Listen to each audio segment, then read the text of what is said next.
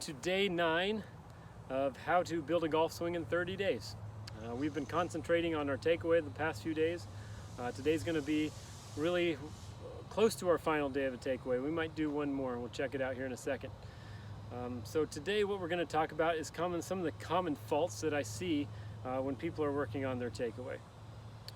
The common fault number 1, all right, is when people set up, they think if they take it away and they just push it across their chest, yeah, my club might be on plane, but my shoulders haven't turned at all. Okay, so that is one of the big common things, is just pushing your arm across your chest. That's exactly what it is. It isn't actually a turn. All right, we know golf is a rotary sport. All right, if you just push your arms across your chest, you're not going to create any power in your golf swing, and you'll kind of find that maybe in the beginning you play well, but towards the end of the round you're exhausted because your arms basically been swinging the entire day and you haven't been using any big muscles to kind of help you out with timing and power.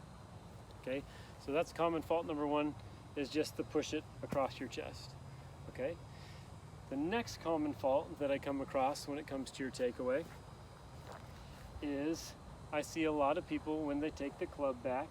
All right, we've heard that term of low, keep the club low. All right, that's great. They keep it low and then they swing it way inside. Okay, we covered this in one of the first videos. That's okay, I like to see the big turn. All right, but you have to keep the club on plane, so you got to go back and watch that last video on how to add arm elevation so that club doesn't get stuck inside. Because if we suck away all the room, we create room by coming over the top. All right, and that causes the big banana slices, the chunks, the poor impact positions. All right, the final thing that I see a lot of people do when it comes to their takeaway, they get so obsessed with getting the club on plane is they turn their shoulders incorrectly. All right, we want your shoulders to almost feel like they are turning pretty flat to the ground.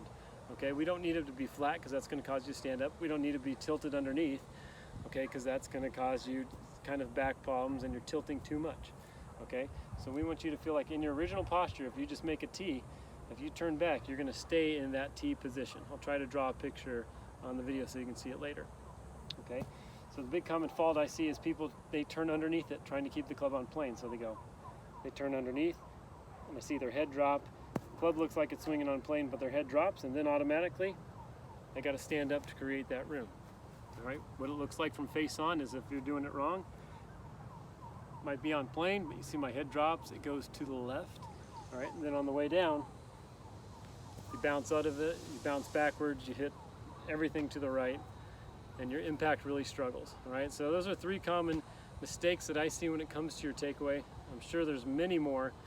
All right, but go ahead and check it out. Check out those last 2 videos and make sure you're doing it correctly. If you haven't already subscribed, hit that button in the bottom right-hand corner, and we'll see you tomorrow.